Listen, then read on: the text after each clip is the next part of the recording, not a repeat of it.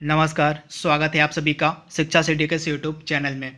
दोस्तों, आज से हम एक नई सीरीज स्टार्ट करेंगे जीव विज्ञान के इम्पॉर्टेंट एमसीक्यूज से रिलेटेड। टोटल हम 400 इम्पॉर्टेंट एमसीक्यूज आप तक पहुंचाएंगे जीव विज्ञान से रिलेटेड, जो आपके जितने भी एक दिवसीय परीक्षाएं होती हैं, जैसे एसएससी का एग्ज़ाम हो गया, रेलवे का एग्ज़ाम हो गया, उसके बाद लेखपाल के अलावा यूपी ट्रिपल एससी, उसके बाद दिल्ली कांस्टेबल की जो परीक्षा होने वाली है उसके लिए भी यह जो वीडियो है काफ़ी इंपॉर्टेंट होने वाला है। तो टोटल 400 हम बेस्ट एमसीक्यूज को आप तक पहुंचाएंगे तथा ये जो 400 बेस्ट एमसीक्यूज होंगे टोटल जीव विज्ञान पे आधारित होंगे तथा ये सभी जो प्रश्न हैं लुसेंट की बुक जो आती है साइंस की उस पर आधारित हैं। तो ये मोस्ट इम्पॉर्टेंट प्रश्न होंगे जो आपके एग्जाम में पूछे जा सकते हैं। तो ये भाग एक हमारा है। तो आइए भाग एक को स्टार्ट करते हैं और देख लेते हैं कि भाग एक में कौन कौन से इंपॉर्टेंट प्रश्नों को आज हमने सम्मिलित किया हुआ है। तो अगर आपको वीडियो अगर अच्छा लगे तो इस वीडियो को लाइक भी कीजिएगा, इस वीडियो को जितना हो सके उतना शेयर कीजिएगा। इसके साथ अगर आप हमारे चैनल पहली बार आते हैं तो हमारे चैनल को सब्सक्राइब भी जरूर कर लीजिएगा। तो चलिए वीडियो को शुरू करते हैं।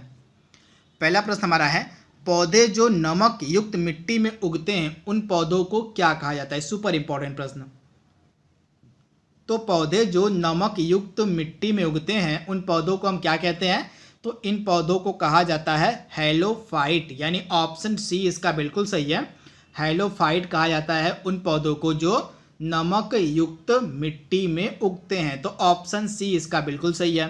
अगला प्रश्न हमारा है, हमारा जो इन्वायरमेंट है, हमारा जो पर्यावरण है वह किससे मिलकर बनता है। तो आपके पास चार ऑप्शन दिए गए हैं। तो इसका राइट आंसर आपको मिलेगा ऑप्शन डी, यानी कि उपयुक्त सभी से, यानी कि जीवी घटकों से मिलकर, भू आकृतिक घटकों से मिलकर और अजैव घटकों से मिलकर जो है हमारा पर्यावरण बनता है। तो ये भी इंपॉर्टेंट प्रश्न है, इसे भी आप ध्यान दीजिएगा।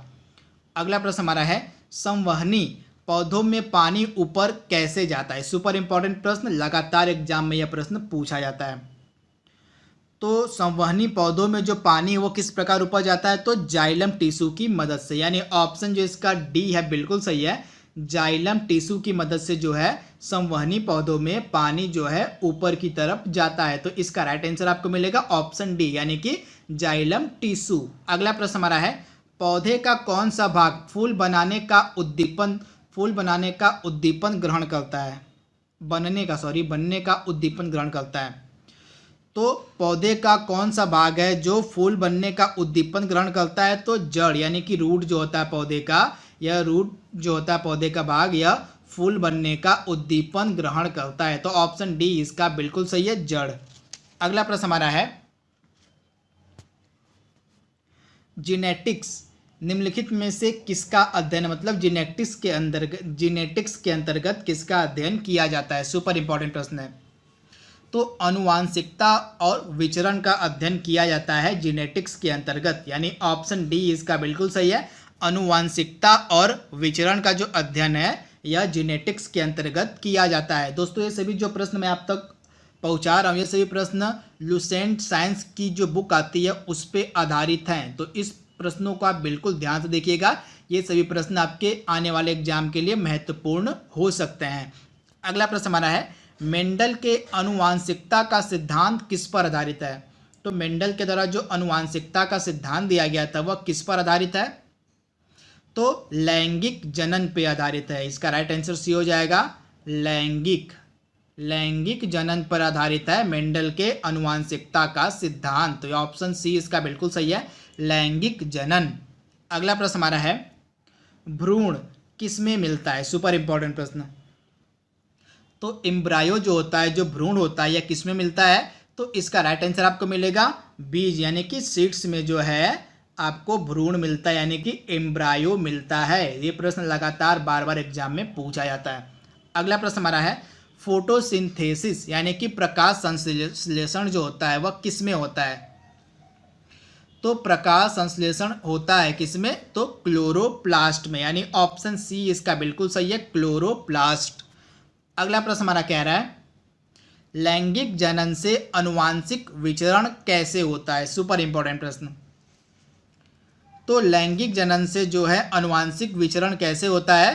तो उपयुक्त सभी इसका राइट आंसर मिलेगा आपको, यानी कि जीन के सम्मिश्रण से, क्रोमोसोम में बदलाव से और जीन के मिश्रण से, इन तीनों प्रक्रियाओं से जो है लैंगिक जनन से आनुवांशिक विचरण होता है। तो ऑप्शन जो इसका डी है बिल्कुल सही, यानी कि उपयुक्त सभी। अगला प्रश्न हमारा है, एड्स विषाणुओं के लिए सबसे ज़्यादा अपनाई गई दवा कौन सी है? सबसे पहले एड्स का पूरा नाम जान लीजिए, एक्वायर्ड इम्यूनो डिफिशियंसी सिंड्रोम। ये भी कई बार एग्जाम में पूछा जाता है तो आपको पता होना चाहिए। तो प्रश्न हमारा क्या कह रहा है, जो एड्स होता है, एड्स विषाणु के लिए सबसे ज़्यादा आजमाई गई दवा अब तक कौन सी है? तो इसका राइट आंसर आपको मिलेगा जीवोउडिन एजीटी, यानी ऑप्शन इसका ए बिल्कुल सही है, जीवोउडिन। तो इसका राइट आंसर ऑप्शन ए है। अगला प्रश्न हमारा है, किस सूक्ष्म जीव के द्वारा हेपेटाइटिस बी की बीमारी होती है? मतलब किस सूक्ष्म जीव के द्वारा जो है हेपेटाइटिस बी की बीमारी उत्पन्न होती है? तो वायरस इसका राइट आंसर हो जाएगा, यानी ऑप्शन ए, यानी कि वायरस के कारण जो है हेपेटाइटिस बी की बीमारी उत्पन्न होती है। तो राइट आंसर आपको मिलेगा वायरस। अगला प्रश्न हमारा है, जो कि लगातार बार बार एग्जाम में पूछा जाता है, कार्बन क्रेडिट का जो दृष्टिकोण है कब से शुरू किया गया था?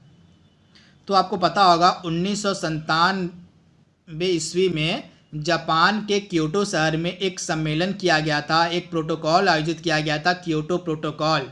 तो इसी प्रोटोकॉल में जो है कार्बन क्रेडिट का जो दृष्टिकोण है यह अपनाया गया था, तथा यह जो क्योटो प्रोटोकॉल था किस पे आधारित था?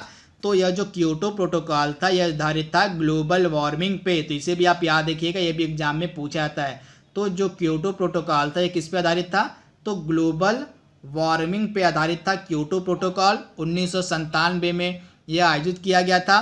क्योटो कहाँ का शहर है? जापान का एक शहर क्योटो है। तो इसे भी आप याद रखिए कि ये भी कई बार एग्जाम में पूछा जाता है कि जो क्योटो प्रोटोकॉल था यह किस लिए आयोजित किया गया था? तो ग्लोबल वार्मिंग के लिए आयोजित किया गया था, ग्लोबल वार्मिंग के प्रभाव को कम करने के लिए, तथा 1997 में आयोजित किया गया था। तथा इसी प्रोटोकॉल में कार्बन क्रेडिट का जो दृष्टिकोण है वह शुरू किया गया था। इसके बाद ऑप्शन में देख लेते हैं, अर्थ समिट, यानी कि हमारा जो पृथ्वी सम्मेलन हुआ था यह कब हुआ था? तो जो पृथ्वी सम्मेलन है यह 1992 में हुआ था। क्यों हुआ था? तो जलवायु परिवर्तन पर चर्चा करने के लिए जो है आपका अर्थ समिट यानी कि पृथ्वी सम्मेलन का जो है आयोजन किया गया था। कहाँ पे किया गया था पहली बार? तो पहला जो अर्थ समिट था यह हुआ था रियो डी जेनेरियो शहर में। यहाँ पे आप देखिएगा, रियो डी जेनेरियो शहर जो आपको मिलेगा ब्राज़ील में, यहीं पे पहली जो है अर्थ समिट का आयोजन किया गया था 1992 में। क्यों किया गया था? तो जलवायु परिवर्तन के कारण। तो इसे भी आप याद रखिएगा। इसके बाद तीसरा ऑप्शन हमारा क्या कह रहा है? Montreal protocol. ये भी इंपॉर्टेंट है, लगातार एग्जाम पूछा जाता है। तो मॉन्ट्रियल प्रोटोकॉल का आयोजन कब किया गया था? 1989 में। यहाँ पे आप देखिएगा, कनाडा का एक शहर है मॉन्ट्रियल। यहाँ पे आप देखिए कहाँ का शहर है? तो कनाडा का एक शहर है मॉन्ट्रियल। यहीं पे 1989 में इस प्रोटोकॉल का आयोजन किया गया था। क्यों किया गया था? तो ओजोन परत के संरक्षण के लिए, ओजोन परत संरक्षण के लिए जो है मॉन्ट्रियल प्रोटोकॉल का आयोजन किया गया था 1989 में कनाडा के शहर मॉन्ट्रियल में। तो इसे भी आप याद रखिएगा। जैसा कि मैंने आपको बताया, क्योटो प्रोटोकॉल क्यों आयोजित किया गया था, अर्थ समिट क्यों आयोजित किया गया था, मॉन्ट्रियल प्रोटोकॉल क्यों आयोजित किया गया था, इन तीनों की डेट, इन तीनों की लोकेशन और क्यों आयोजित किया गया था, यह भी आपको पता होना चाहिए, क्योंकि यहाँ से हर वर्ष सभी प्रकार की परीक्षाओं में 1 या 2 प्रश्न पूछे जाते हैं। अगला प्रश्न हमारा है, प्लाज्मा में जल की मात्रा कितनी होती है? तो जो प्लाज्मा होता है हमारे शरीर में, उसमें जल की जो मात्रा होती है लगभग 90% होती है, 90%। तो ऑप्शन डी इसका बिल्कुल सही है। अगला प्रश्न हमारा है, एक वर्किंग वीमेन यानी कि एक कार्यशील महिला को प्रतिदिन कितना प्रोटीन लेना चाहिए? तो जो एक कार्यशील महिला होती है उसको प्रतिदिन कितना प्रोटीन लेना चाहिए? तो 45 ग्राम, यानी ऑप्शन डी इसका बिल्कुल सही है, 45 ग्राम। अगला प्रश्न हमारा है, निम्न में से कौन सा जीव अपनी त्वचा से सांस लेता है? सुपर इंपॉर्टेंट प्रश्न। तो निम्न में से कौन सा जीव अपनी त्वचा से सांस लेता है? तो इसका राइट आंसर आपको मिलेगा मछली, यानी ऑप्शन, इसका राइट आंसर आपको मिलेगा क्या? तो इसके आंसर में थोड़ा सा कन्फ्यूजन मुझे है कि इसमें से जो 15वां प्रश्न हमारा है, अगर आपको इसका जवाब पता होगा तो आप कमेंट बॉक्स में बताइएगा। इसमें थोड़ा सा मुझे कन्फ्यूजन है कि इसमें से कौन सा जीव है जो अपनी त्वचा से सांस लेता है। तो इसको हम छोड़ देते हैं अभी के लिए। कल के वीडियो में जो हम अपना दूसरा बायोलॉजी का वीडियो अपलोड करेंगे उसमें मैं आपको इसका आंसर बता दूंगा। फिलहाल अगर आपको इसका जवाब पता होगा तो आप इसका कमेंट बॉक्स में आंसर दीजिएगा क्वेश्चन नंबर 15 का। अगला प्रश्न हमारा है, रक्त होता है। आपको बताना रक्त क्या होता है दिए गए ऑप्शंस में से। तो रक्त क्या होता है, यह एक संयोजी ऊतक होता है, यानी ऑप्शन जो ए है इसका बिल्कुल सही। जो ब्लड होता है हमारा, जो रक्त होता है, यह एक संयोजी ऊतक होता है। अगला प्रश्न हमारा है, मानव शरीर के किस अंग में लसिका कोशिका बनती हैं? तो मानव शरीर के किस अंग में लसिका कोशिकाएं बनती हैं? तो मानव शरीर का अंग है दीर्घ अस्थि, इसी में जो है लसिका कोशिकाएं बनती, यानी ऑप्शन बी इसका बिल्कुल सही है। अगला प्रश्न है, सही मिलान आपको मतलब इसमें से आपको बताना है कि कौन सा सही सुमेलित नहीं है, मतलब किसका सही सुमेल नहीं किया गया है। तो ये देख लेते हैं। तो विटामिन डी की कमी से रिकेट्स नामक रोग होता है, बिल्कुल सही है। विटामिन ए की कमी से रतौंधी नामक रोग होता है, बिल्कुल सही है। विटामिन सी की कमी से स्कर्वी नामक रोग होता है, बिल्कुल सही है। और विटामिन बी की कमी से बाल का झड़ना नामक रोग नहीं होता, तो यह सही सुमेलित नहीं है। विटामिन बी की कमी से आपको होता है कौन सा रोग? तो बेरी, तो इसे आप ध्यान दीजिएगा। अगला प्रश्न हमारा है, मधुसूदनी जिसको इंग्लिश में इंसुलिन कहते हैं, इंसुलिन का अंतःस्राव एक क्या होता है? तो इंसुलिन का जो अंतःस्राव होता है यह एक पेप्टाइड होता है। क्या होता है? एक पेप्टाइड होता है। तो ऑप्शन सी इसका बिल्कुल सही है। अगला प्रश्न हमारा है, निम्नलिखित में से कौन सा एक स्कर्वी रोग के इलाज के लिए उपयोगी है? तो स्कर्वी रोग के इलाज के लिए कौन सा उपयोगी है? तो आंवला, यानी ऑप्शन सी इसका बिल्कुल सही है, आंवला। अगला प्रश्न हमारा है, प्रशीतन यानी कि रेफ्रिजरेशन खाद्य प्रसंस्करण में मदद कैसे करता है?